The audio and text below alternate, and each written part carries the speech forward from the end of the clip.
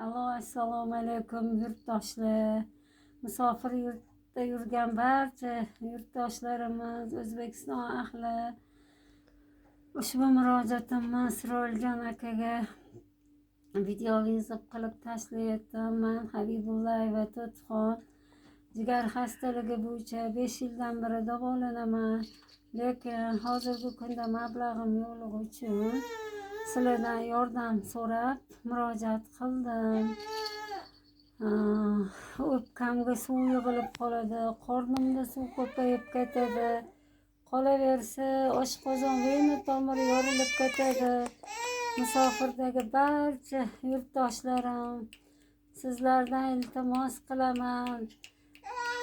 Qo'lingizdan kelgancha yordam beringlar. Xudo xolasa ko'pni duosi ko'l degan, musofir duolari ijobat bo'ladi degan.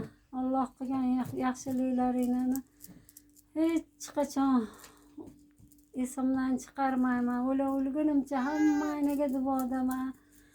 Meni ham farzandlarim katta bo'lib, qiynalgan oilalar bo'lsa, yaxshi kunida doim birga sizlarga o'shqab saxovat pesha bo'lishligini nasib qilsin Parvardigor.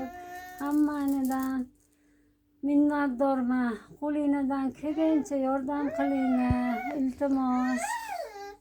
Hozirgi kunda Hindistonga operatsiyaga borishim kerak, jigar plantatsiyasiga, lekin menda unaqa mablag' yo'qligi uchun borolmayaptim.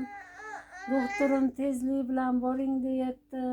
Sizlardan iltimos qilaman, musofirdagi yurtdoshlarim, yordam beringlar.